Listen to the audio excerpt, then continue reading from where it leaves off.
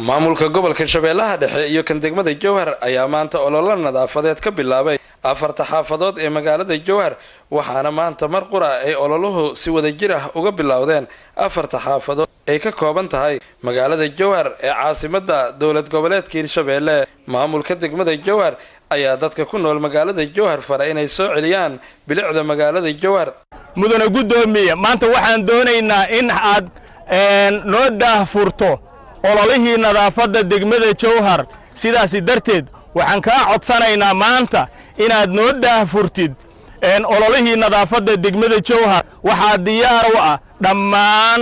xaafadaha magaalada Jowhar urur haweenkiisa oo aad iyo aad u qiimo badan. hawsha maanta loo taagan yahay waa hawl aad u qiimo badan midda muuqatana waxa waaye midda nadaafadda guriga ha ahaato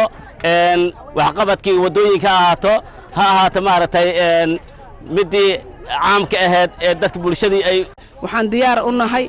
inaan ka shaqeyno maxaan ku sheegaa nadaafadda inaan magaalada waxaan ku sheegaa bilicda caasimadda aan soo jiidano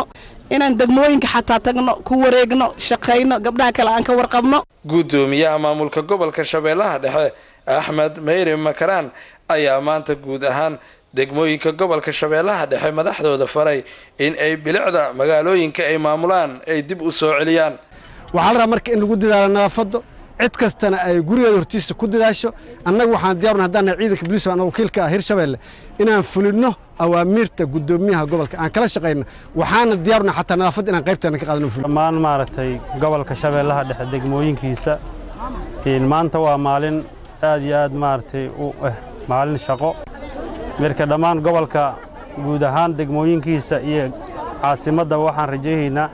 inay maanta ay ka bilowdaan amaan faraynaa oo u sheegaynaa degmooyinka kaleento iyo degmada Jowharba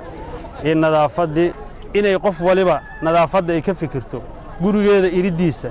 geedka ku yaalo iyo qashinka irideeda yaalo inay iska nadiifiso. qofkii aan arintaas samayn waxay meel uga dhacaysaa caasimadnimada aan loo qaatay magaaladan caasimadnimadeeda in meel looga dhaco waxaa meel looga dhacay maamulka ka shaqeeyahay. Ismaaciil Cabdulle Sabriye Universal TV Jowhar.